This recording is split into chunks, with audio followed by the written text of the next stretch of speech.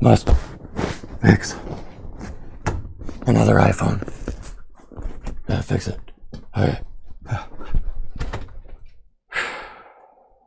Hey everybody, Jason here. Today I'm going to be trying out the new iBridge from Quianly. Let's just call it Tool Plus. Quianly, am I saying that right? Their website is geekbar.tools.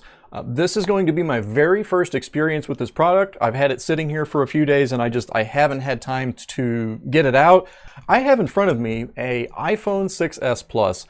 This iPhone 6s Plus, it was dropped really hard, and after it was dropped, it has no image on the screen. Now, I have been inside this thing and I have checked diode mode readings on PP1V8 LCM Con. I have verified our image power lines are not open or shorted. Everything looks good. Still no image on the screen, so I really don't know what is causing this, and I think the iBridge may actually help us. So let's go ahead and pull the iBridge out of the package. Really nice tools from Quianly, guys. And I'm not just saying that because they give me tools. I'm saying that because the stuff seems to be really well engineered. It comes in nice packing. Here we are. What do I do with this stuff? This says rear camera. Oh, wait. iPhone 7. Okay. Let's try this again.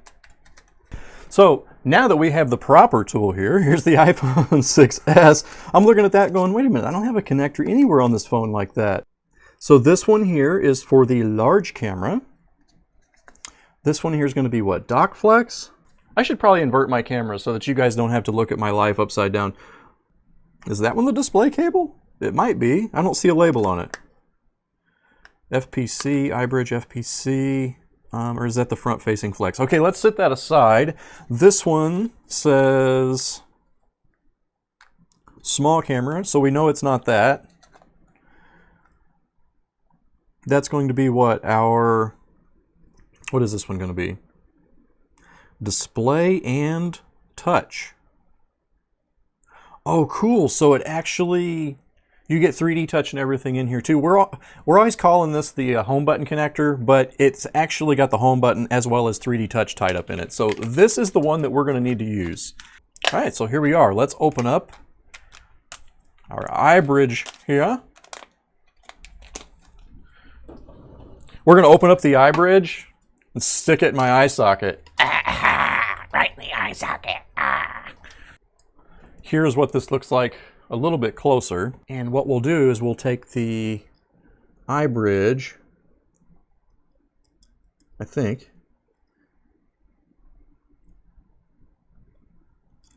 This would actually be a lot better done with the board out of the phone. And that feels like a really tight connection. Gee whiz. Okay, so now we've got the iBridge hooked up like that. Wow, we got some weird stuff going on now.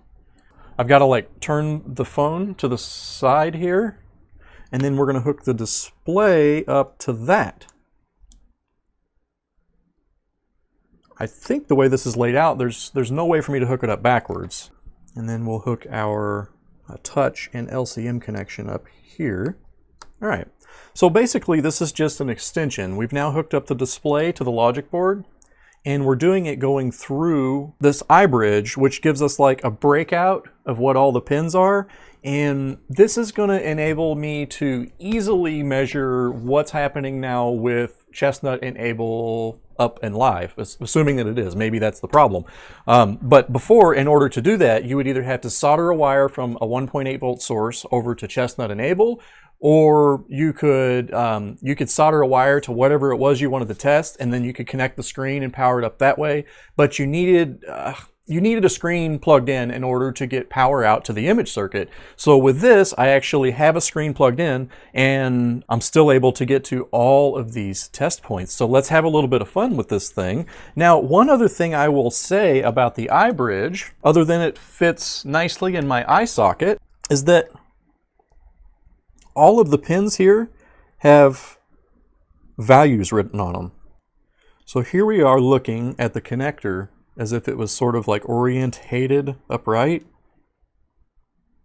And I can't zoom out any farther, but let's see if we can use this to make heads or tails of this phone.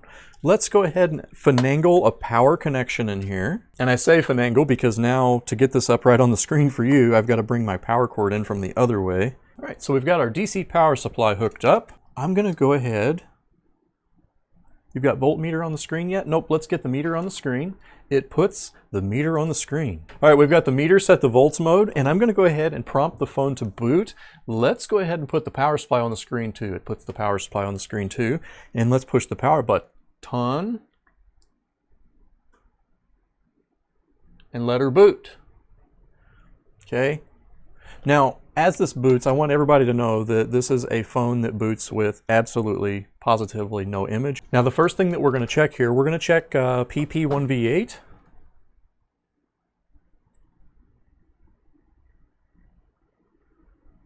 Wait, that's the touch 1V8. We need... Wait a minute. Oh, I'm on the wrong connector. It's actually got both of them right in a row. This first portion of it here, this is that Mamba connector. This is that Touch ID connector. It's got 3D touch as well as home button and fingerprint sensor. Now, if we come up a little ways past right here where it says ground, pin 1, then we get into our actual display connector, which is sort of upside down from the way I'm used to seeing it and from the way I'm used to showing it. So let's have a look at this upside down, and that's fine. Here is our 1.8 volt touch line. This is our 1.8 volt LCM con here. So let's check the 1.8 volts coming to the display connector here. And we do get 1.8 volts. Let's check to see, here's the difficult ones to check, guys. Normally, whenever that was connected, you would have a really hard time checking checking chestnut enable. Okay, so chestnut power enable is going to be pin 50. We're going to test that right here. This is pin 50. And you can see we are getting 1.8. So chestnut power enable is good. Right next to chestnut power enable, we've got LCM reset. So there's 1.8 volts at LCM reset. We got 1.8 volts at chestnut enable. We can quickly check our I2C lines now. All right, we're getting 1.8 volts at the I2C lines. That's good. Let's check to see if chestnut is actually powering on. So if we look over here at these other lines, you can see that these lines, these are supposed to have 5V7. We've actually got the voltages listed here. And let's see if any of these are spitting out an appropriate. Nope, no voltage there. 1.3. This 5V7 line is putting out 1.3 volts. This one should be 5V1. It's also putting out 1.3.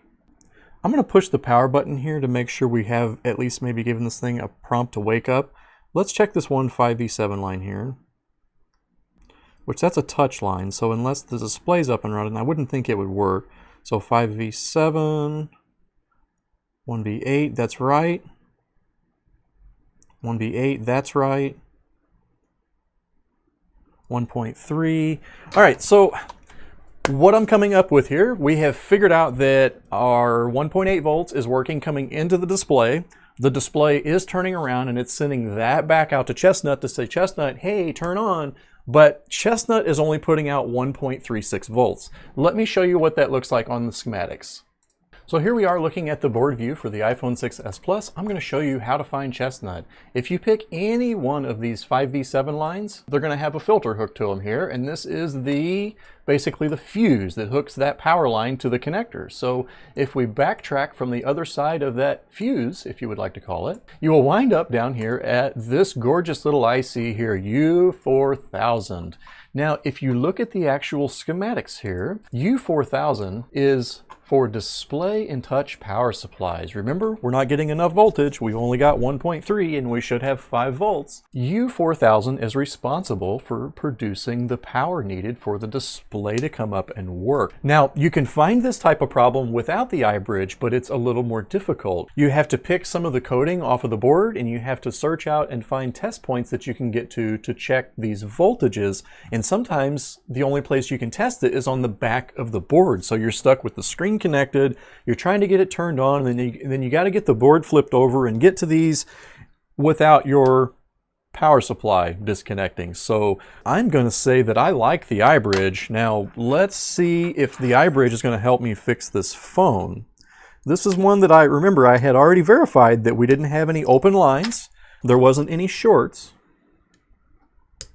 But one thing that I did not do yet is check for chestnut power output with the display connected, because it can be a pain in the neck. So this little thing here, I mean, you hook it up to the board, hook it up to your screen, and it gives you a breakout of all the different pins and also shows you what their voltages and stuff should be. So the next step in troubleshooting this, since the chestnut IC is on the back of the PCB, hey, I'm a poet and didn't even know it. Maybe I should start rhyming in my videos.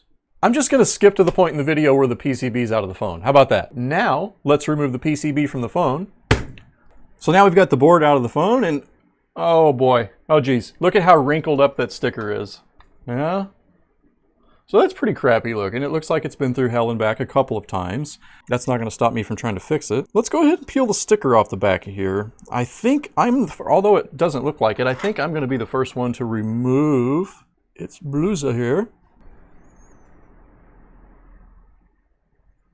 All right, here we go. What we're trying to do here is get a good look at the area of the PCB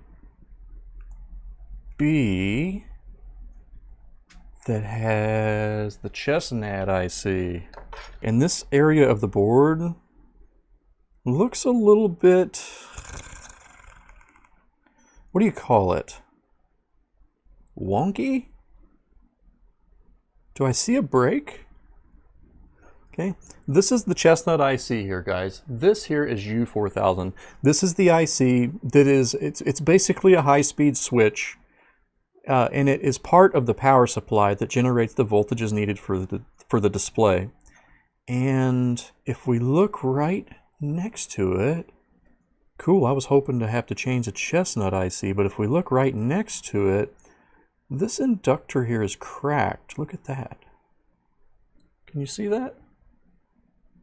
Loose. Loose, like a loose tooth. Now it's right next to the PMIC, so it's going to be a little bit convoluted to screw with it, but let's have a look and see exactly what that is. So here is, uh-oh, what'd I do? Oh, I'm clicking on the wrong screen. Oh no. So let's look at the board view, and we're going to turn the board on the table the same as what it is on the board view.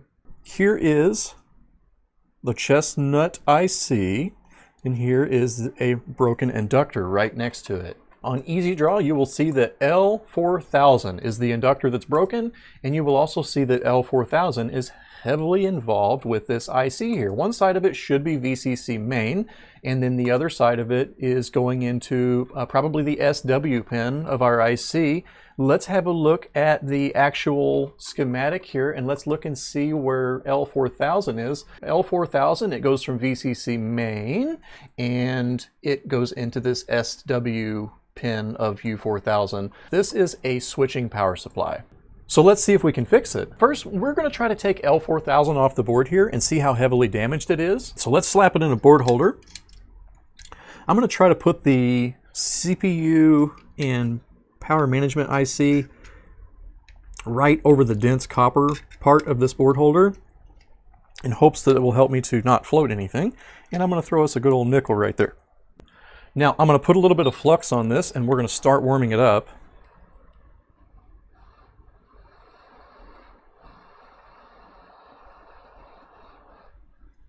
Yeah, so a switching power supply without that inductor is absolutely going to put out a lower voltage than what it should be. This is why our switching power supply, it is getting the enable signal. It is turning on. But it's not able to boost.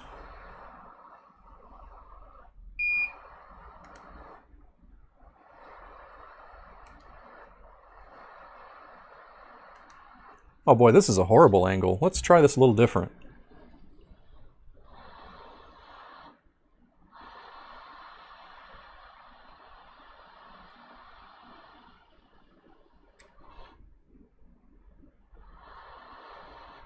There we go. Hey, this is going to be salvageable, guys. Let's see, let's get a little bit of flux on here. I'm gonna grab a hold of this little dude with some tweezers, and we're just gonna flux this all up and solder it back together.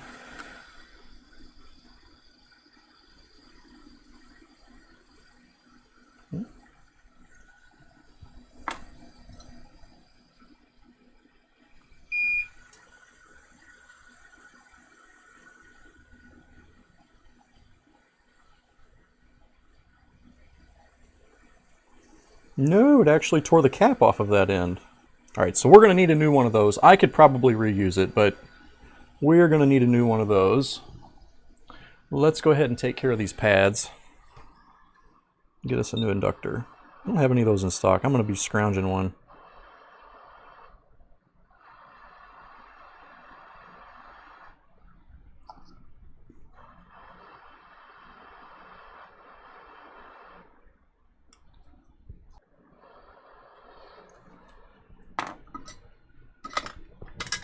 Let's try our JS02. Let's get something a little bigger in there. Oh, nice and pretty.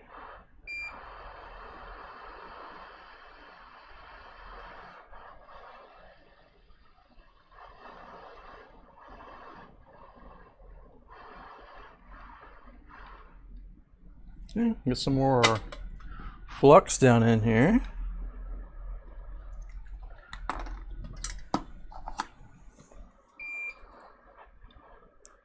We're just sort of trying to dick with this until it's shiny and get all the old crap off of here. Let's use some wired 6337 on this. Ooh, that's beautiful. That's exactly the amount of solder we need, right? Oh my god. Oh no! Don't watch the repair in front of YouTube! I'm trying to show off people's tools on this one, guys. There's a lot of solder there, man. I'm gonna wick it.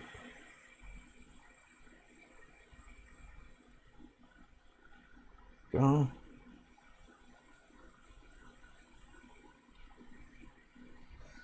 Now let's get some new solder in there.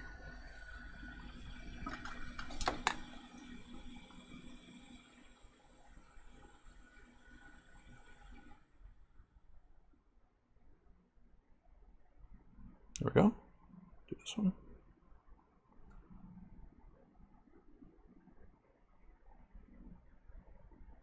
It's a really hard angle to get at. All right, let me try to move my arm over.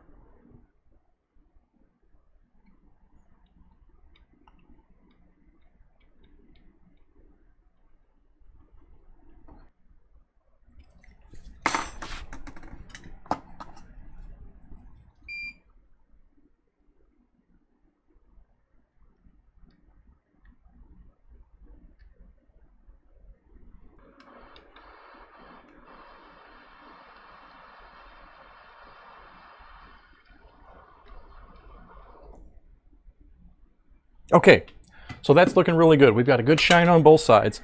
Now I gotta find one of those dang inductors. Nope.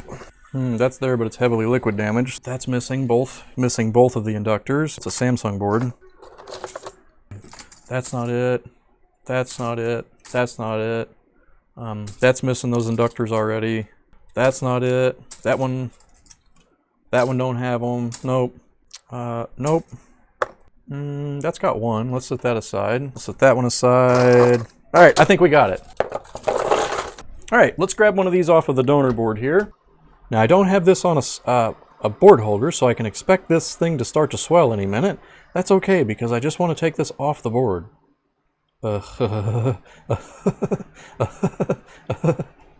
Any minute, please. Please come off. Please. All right, I see some bubblish, some fizzy bubblish, and I see some stuff moving, and plink, away she goes. Let's kick our donor aside. Let's pull our customer's board back up into view here, and let's give this thing a little bit of action. Okay, so we're gonna start warming this up. My goodness, I don't remember which way it was polarized, or I don't remember which way it was oriented.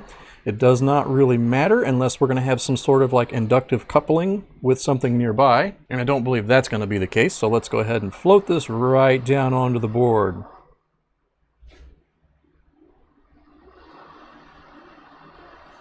Here we go. This one's cooled off a little bit, so we do have to sort of warm it back up. And when it's just about ready, this flux will start to bubble.